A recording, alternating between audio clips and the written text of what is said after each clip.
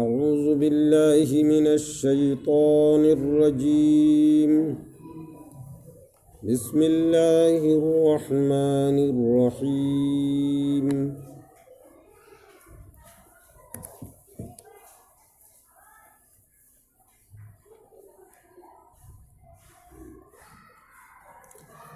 وَإِذْ آتَيْنَا مُوسَى الْكِتَابَ وَالْفُرْقَانَ لَعَلَّكُمْ تَهْتَدُونَ. وَإِذْ قَالَ مُوسَى لِقَوْمِهِ يَا قَوْمِ إِنَّكُمْ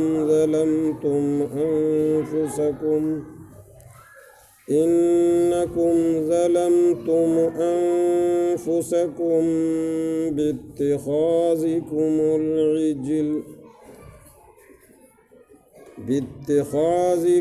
العجل فتوبوا إلى بارئكم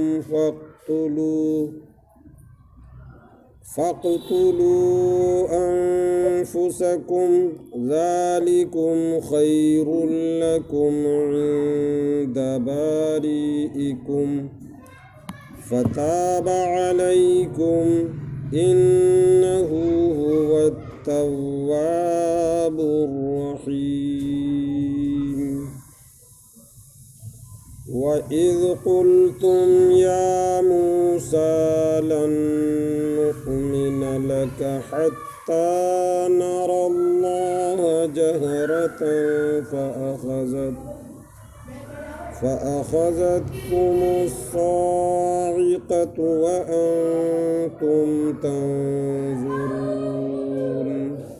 صدق اللہ العظیم.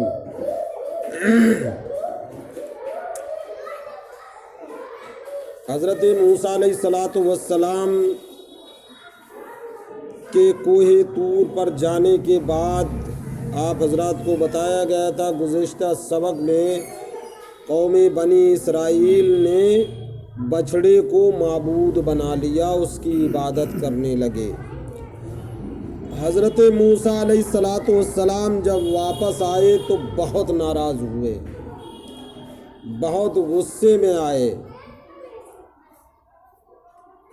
تو ان لوگوں نے عرض کیا، اے موسیٰ، ہم نے جو یہ کام کیا ہے، آپ کو جس سے تکلیف پہنچی، آخر ہم کیا کریں اب؟ تو حضرت موسیٰ علیہ السلام نے فرمایا کہ تم اللہ کی بارگاہ میں توبہ کرو. تو انہوں نے عرض کیا، ما توبتنا، ہماری توبہ کیا ہے؟ توبہ ہم کس طریقے سے کریں؟ توبہ کا کوئی طریقہ ہوتا ہے نا. اللہ تبارک و تعالی ہمیں اس حد سے گزرنے کی بنیاد پر کیسے معاف فرمائے گا؟ کیسے ہماری توبہ قبول ہوگی؟ تو حضرت موسیٰ علیہ السلام نے فرمایا، اقتلوا بعضکم بعضا، کہ تم ایک دوسرے کو قتل کرو. تو ایک روایت تو یہ ہے حضرت ابن عباس رضی اللہ تعالی عنہما کی کہ انہوں نے انکار کیا.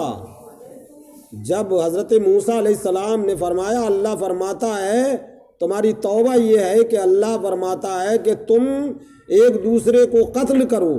ایک دوسرے کو قتل کرنے کا مطلب کیا تھا؟ کہ ان میں آپس میں رشتہ داریاں تھیں، ان میں قبیلے کے لوگ تھے، تو محبتیں غایت درجے کی ہوتی ہیں. کوئی بھائی اپنے بھائی کو قتل نہیں کر سکتا نا، یہ فطری بات ہے، اللہ نے محبتیں رکھی ہیں. لیکن دیکھیے کتنی سخت اللہ تبارک و تعالیٰ نے ان کو توبہ کی سزا سنائی کہ تمہاری توبہ قبول ہی اس وقت ہوگی کہ جب تم ایک دوسرے کا قتل کرو گے، ایک دوسرے کو کاٹو گے. تم میں سے جو قتل ہو جائیں گے اللہ ان کو معاف فرما دے گا، یعنی ان کی توبہ قبول ہو جائے گی. مفسرین کرام نے بیان کیا ہے کہ اللہ تبارک و تعالیٰ ان کا ٹھکانہ جنت بنا دے گا، معاف کر دیے جائیں گے وہ. اور جو بچ جائیں گے ان کی توبہ قبول ہو جائے گی، وہ بچ گئے. لہذا تمہاری توبہ یہ ہے کہ تم ایک دوسرے کو قتل کرو۔ ایک روایت کے مطابق انہوں نے انکار کیا کہ ہم ایسا نہیں کریں گے، کیونکہ وہ عادی ہو چکے تھے ان 40 دن میں بچڑے کی پرستش کے، بچڑے کی عبادت کرتے کرتے اس کے عادی بن گئے۔ ابلیس نے اتنا بچڑے کی محبت ان کے دلوں میں رچا بسا دی تھی کہ اس کو چھوڑنے کو تیار نہیں تھے۔ تو ہوا کیا؟ سخت اندھیری نے انہیں گھیر لیا، ظلمت طاری کر دی گئی ان پر۔ حضرت جلال الدین سیوطی رحمۃ اللہ تعالیٰ علیہ فرماتے ہیں حضرت ابن عباس رضی اللہ تعالیٰ عنہ کی ایک روایت کے مطابق کہ ان پر ظلمت طاری کر دی گئی۔ جب ظلمت طاری کی گئی اور ان پر ایک ایسی بیماری مسلط کر دی، ظلمت تاریکی مسلط کرنے سے پہلے ایک بیماری ایسی ان پر اتار دی اللہ تبارک و تعالیٰ نے کہ پریشان ہو گئے، ایک دوسرے سے نفرت کرنے لگے، اور پھر ظلمت طاری کر دی، تاریکی ان پر چھا گئی۔ جب تاریکی چھائی پھر انہوں نے ایک دوسرے کو قتل کرنا شروع کر دیا، یہ بیماری ہم میں نہ لگ جائے۔ سمجھ رہے ہیں؟ ایک روایت یہ۔ دوسری روایت وہی کہ انہوں نے عرض کیا یا اے موسیٰ علیہ الصلاۃ والسلام، ہماری توبہ کیا ہے؟ ما توبتنا، ہماری توبہ کیا ہے؟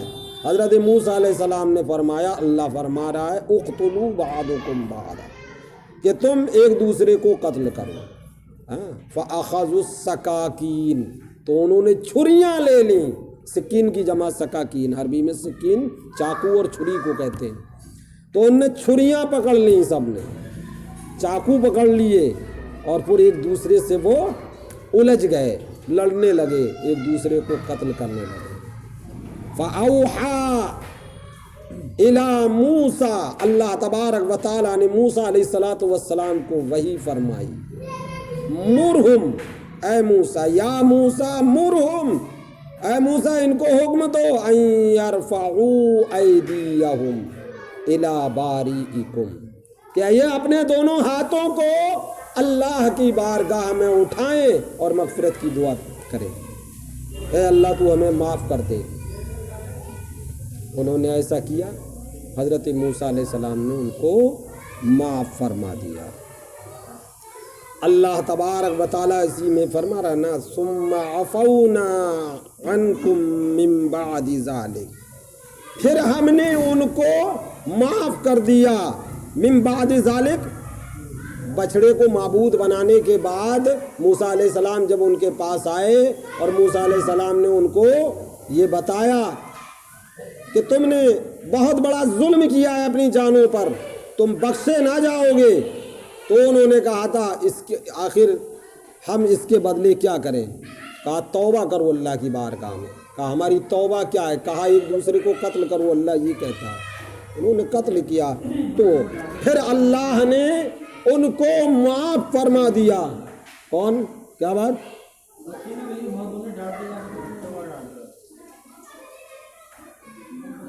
ثم عفونا عنکم من بعد ذلک، پھر ہم نے، اللہ فرما رہا ہے پھر ہم نے تم کو مطلب کیا ہے؟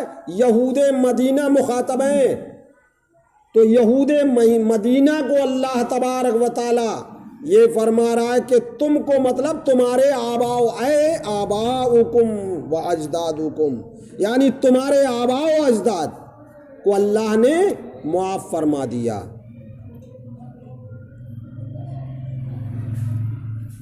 لعلکم تشکرون، تاکہ تم شکر گزار ہو جاؤ، اللہ کا شکر ادا کرنے والے ہو جاؤ، تم اللہ کا شکر ادا کرو۔ وَإِذْ آتَيْنَا مُوسَى الْكِتَابَ وَالْفُرْقَانَ لَعَلَّكُمْ تَهْتَدُونَ، اور یاد کرو اے مدینے کے یہودیوں، اس وقت کو جب ہم نے موسیٰ علیہ السلام کو کتاب توریت عطا فرمائی، والفرقان، اور ایسا معجزہ عطا فرمایا جو حق اور باطل کے درمیان تفریق کرنے والا تھا۔ فرقان کہتے ہیں فرق پیدا کرنے والی چیز کو، تو اس سے معجزہ مراد ہے۔ لعلکم تہتدون، تاکہ تم ہدایت پا جاؤ، سیدھے راستے پر چلنے لگو۔ اور وہی ہے،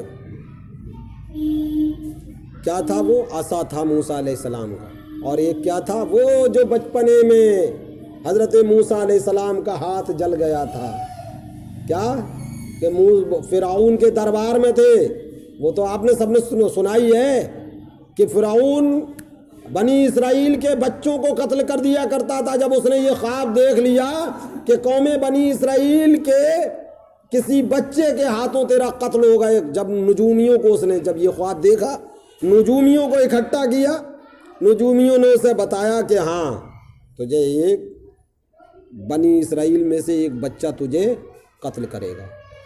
تو اس نے حکم دے دیا کہ جو بھی قوم بنی اسرائیل میں بچہ پیدا ہو اس کو قتل کر دیا جائے۔ تو یہ پابندی لگا دی گئی تھی، بچے پیدا ہوتے تھے اور قتل کر دیے جاتے تھے۔ موسیٰ علیہ السلام کی جب ولادت ہوتی ہے تو موسیٰ علیہ السلام کی والدہ نے ایک صندوق میں حضرت موسیٰ علیہ السلام کو بند کر دیا، کہیں ایسا نہ ہو۔ گلیوں گلیوں گشت کرتے تھے وہ کہ، اور جب پتہ یہ چلتا تھا کہ کوئی عورت حاملہ ہو گئی ہے تو اس کی نگرانی کی جاتی تھی۔ اگر لڑکی پیدا ہو گئی تو کوئی بات نہیں، لڑکا پیدا ہوا پکڑا اور قتل کر دیا۔ یہ ظلم ہو رہا ہے۔ پیچھے آپ کہ تمہارے بیٹوں کو ذبح کر دیا کرتے تھے اور تمہاری عورتوں کو زندہ رکھتے تھے، یہ پیچھے پڑھا نا، سنا نہیں؟ تو ہوا کیا؟ حضرت موسیٰ علیہ السلام کو لکڑی کے صندوق میں تابوت میں بند کر کے لے کر رات کی تاریکی میں چلی۔ اچھا آپ دیکھیں، اندازہ لگائیں اللہ تبارک و تعالیٰ اپنے محبوب بندوں کی کس طرح پرورش کرتا ہے، مطلب دشمن کے گھر ہی میں پرورش فرما رہا ہے۔ آپ اندازہ لگائیں کہ وہ صندوق لے کے چلی۔ اچھا ایام حمل میں جو آثار ظاہر ہوتے ہیں وہ حضرت موسیٰ علیہ السلام کی والدہ کو ظاہر ہی نہیں ہوئے، ان کو پتہ ہی نہیں چلا یہ حاملہ ہیں، سمجھ رہے ہیں؟ اللہ نے محفوظ رکھا، بچا کے رکھا۔ جب ولادت ہوئی تو ایسی نیند کا غلبہ طاری کر دیا محافظین پر۔ ایک روایت کے مطابق جو آپ کے ادھر ادھر جو ہے سب میں جو لوگ پھرتے تھے، گلیوں گلیوں گشت کرتے تھے، تو اس وقت نیند کا غلبہ طاری کر دیا۔ آپ صندوق سر پر رکھ کے رات کی تنہائی میں دریائے نیل کے کنارے نکل گئیں اور اپنے کلیجے پر پتھر رکھ کر اپنے بیٹے کو دریا کی نیل کی موجوں کے حوالے کر دیا اور دعا کیے، پروردگار تو ہی میرے بیٹے کا محافظ و نگہبان ہے، اس کی حفاظت فرما۔ اللہ تبارک و تعالیٰ کے حکم سے موجیں اس کو لے گئیں بہاتے ہوئے اس صندوق کو، اور لے جانے کے بعد جب صبح طلوع ہو رہی تھی، اجالا پھیل رہا تھا، اور حضرت آسیہ رضی اللہ تعالی عنہا اپنے بالا کھانے پر تھی۔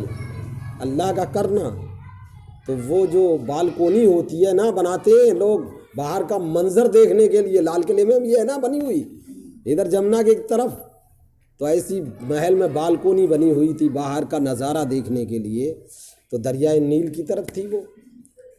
تو وہ صندوق بہتا ہوا کنارے پر آیا تو آسیہ نے دیکھا کہ یہ صندوق کیسا آ رہا ہے۔ اچھا ادھر حضرت موسیٰ علیہ السلام کی بہن کنارے کنارے کنارے کنارے اپنے بھائی کا تابوت دیکھتی جا رہی ہیں، آخر یہ کون نکالے گا؟ آپ اندازہ لگائیں ذرا محبت کا۔ تو حضرت آسیہ نے دیکھا تو حکم دیا کہ اس صندوق کو باہر نکالا جائے۔ صندوق کو جب نکالا گیا اور کھولا گیا تو حضرت موسیٰ علیہ السلام کا چمکتا ہوا چہرہ چاند کی طرح، اور مسکرا رہے تھے آپ۔ حضرت آسیہ رضی اللہ تعالی عنہا کے دل میں ان کی محبت گھر کر گئی، اٹھایا سینے سے لگا لیا۔ ادھر وہ دیکھ رہی تھی کہ صندوق نکالا گیا اور وہ دوڑتی دوڑتی دوڑتی دوڑتی اپنی ماں کے پاس پہنچی کہ امی، بھائی کا صندوق محل کے محافظین نے نکال لیا ہے اور وہ بھائی محل میں ہے۔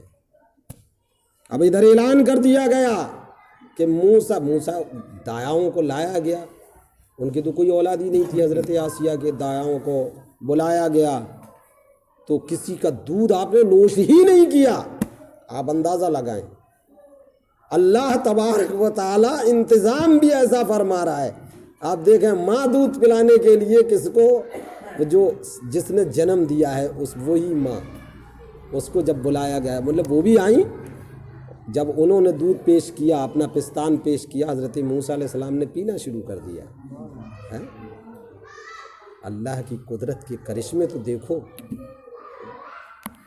تو اس طریقے سے دشمن کے گھر میں جن کے ہاتھوں اس کی تباہی ہونا ہے، جس کے ہاتھوں اس کی حکومت کا بیڑا غرق ہونا ہے، اسی کے گھر میں اللہ تبارک و تعالیٰ اپنے پیارے بندے، اپنے پیارے نبی اور اپنے پیارے رسول کی پرورش فرما رہا ہے۔ ایک وقت ایسا آیا، حضرت آسیہ رضی اللہ تعالیٰ عنہ بہت محبت کرتی تھی۔ ایک وقت ایسا آیا کہ فرعون بیٹھا ہوا تھا اور آپ تخت پر، آپ بھی تھے، گود میں لیے ہوئے تھا۔ بچے تو بچے ہوتے ہیں، اور پھر یہ تو اللہ کی طرف سے تھا۔ جب یہ کچھ سمجھدار ہو گئے، کچھ بڑے ہو گئے حضرت موسیٰ، تو کسی بات پر جو ان کو بچوں کو ناگوار گزرتی ہے، اور یہ تو اللہ کا کرنا تھا، حضرت موسیٰ علیہ السلام نے ایک فرعون کے تماچا مارا۔ فرعون کو غصہ آ گیا، اس نے کہا اس بچے کو قتل کر دو۔ تو حضرت آسیہ رضی اللہ تعالی عنہا نے کہا کہ نہیں، اس کو قتل، بچہ تو بچہ ہوتا ہے، اس کو سمجھ کہاں ہوتی ہے؟ تو کہا اچھا میں دیکھنا چاہتا ہوں۔ کہا آپ دیکھ لیجئے۔ تب میں جو بتا رہا ہوں، وہ ہاتھ جو جلا تھا اس کو بتا رہا ہوں میں، یہ تمہید جو باندھی ہے میں نے تاریخ کے پس منظر میں آپ کو سمجھانا یہ چاہتا ہوں کہ حضرت آسیہ نے کہا کہ آپ اس کو قتل نہ کریں، بچہ ہے، بچے کو سمجھ نہیں ہوتی۔ تو کہا میں کیسے سمجھوں؟ تو کہا آپ اس کا امتحان لے لیجئے۔ تو ایک تشتری میں پھل کاٹ کے رکھے گئے اور ایک تشتری میں دہکتے ہوئے انگارے رکھے گئے۔ تو بچہ یہ تو جانتا ہے پھل کیا ہے۔ جو بچہ تماچا مار دے فرعون کے، تو کیا اس کو یہ سمجھ نہیں ہو؟ پھر جس کو نبوت ملنی ہے اس کو بالکل یہ سمجھ تھی۔ لیکن وہاں دیکھیے، جیسے ہی حضرت موسیٰ علیہ السلام نے پھلوں کی طرف ہاتھ بڑھانے کی کوشش ہی کی تھی، ابھی جنبش دیا تھا ہاتھ کو کہ پھل کی طرف ہاتھ بڑھائیں، حضرت جبرائیل علیہ السلام کو اللہ نے حکم دیا، انہوں نے ہاتھ پکڑا اور انگاروں کی طرف بڑھا دیا اور وہ ہاتھ جل گیا۔ ید بیضا جو کہتے ہیں نا، دم عیسیٰ، وہ علامہ اقبال نے کہا ہے، آنچے خوبا ہما دارند تو تنہا داری، دم عیسیٰ ید بیضا، حسن یوسف دم عیسیٰ ید بیضا داری، آنچے خوباں ہما دارند تو تنہا داری۔ جتنی خوبیاں سب رکھتے ہیں، اے محمد صلی اللہ علیہ وسلم آپ کے پاس تنہا ہے، تنہا۔ تو ید بیضا لیے ہے حضرت موسیٰ علیہ السلام کا وہی ہاتھ، جب جلا ہوا ہاتھ اس طریقے سے نکالتے تھے، اپنی آستین سے ننگا کرتے تھے، تو اس کی روشنی اتنی ہوتی تھی کہ آنکھیں خیرہ ہو جاتی تھی۔ یہ معجزہ دیا، بات سمجھ میں آ گئی اب ہے؟ تو فرقان اللہ کا معجزہ، ایک معجزہ یہ، اور ایک عصائے کلیم ازدہائے غضب تھا، گروہ کا سہارا عصائے محمد۔ وہ تو کلیم کا عصا تھا، وہ تو موسیٰ کی لاٹھی تھی جو غضبناک ازدہا تھا، ازدہائے غضب تھا، خوفناک ازدہا تھا، عصائے کلیم ازدہائے غضب تھا۔ اعلیٰ حضرت فرما رہے ہیں گروہ کا سہارا عصائے محمد، اور آپ کا ہے پیارے مصطفیٰ صلی اللہ علیہ وسلم، آپ کا عصا تو وہ ہے جو گروہ کو سہارا دیتا ہے۔ سبحان اللہ۔ تو فرقان سمجھ میں آ گیا، فرقان کیا ہے؟ جو معجزہ اللہ تبارک و تعالیٰ نے موسیٰ علیہ السلام کو دیا تھا،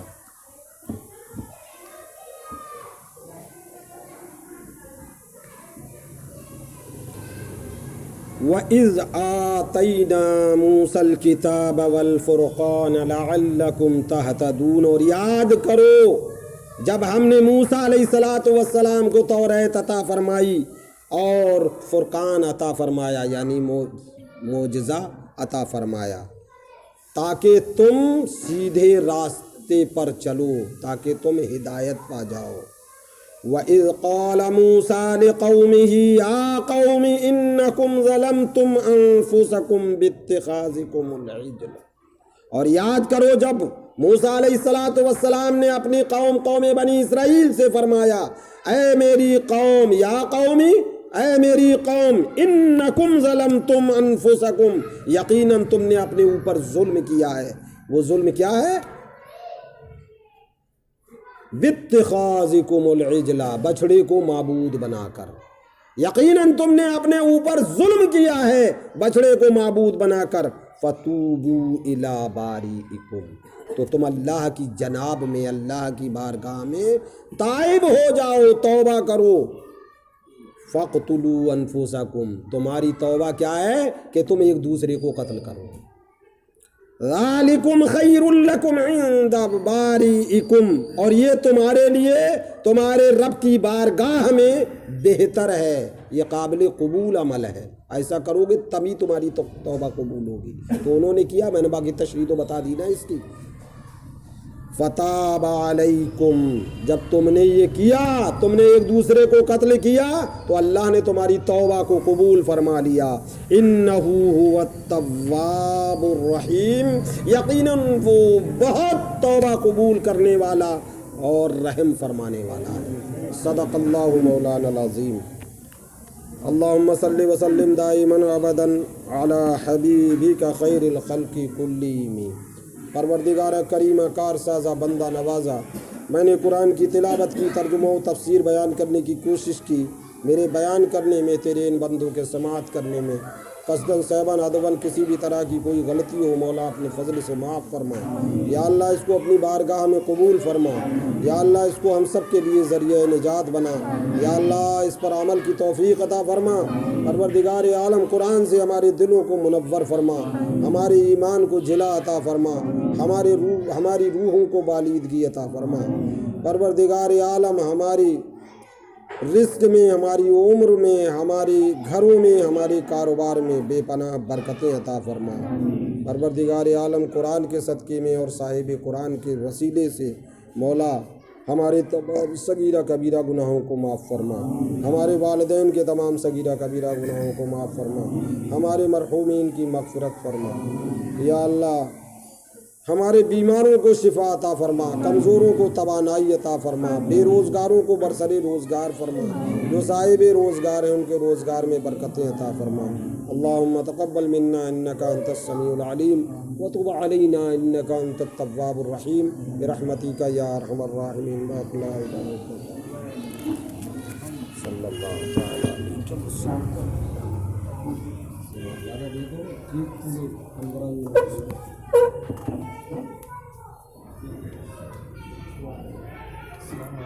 کیا مسئلہ؟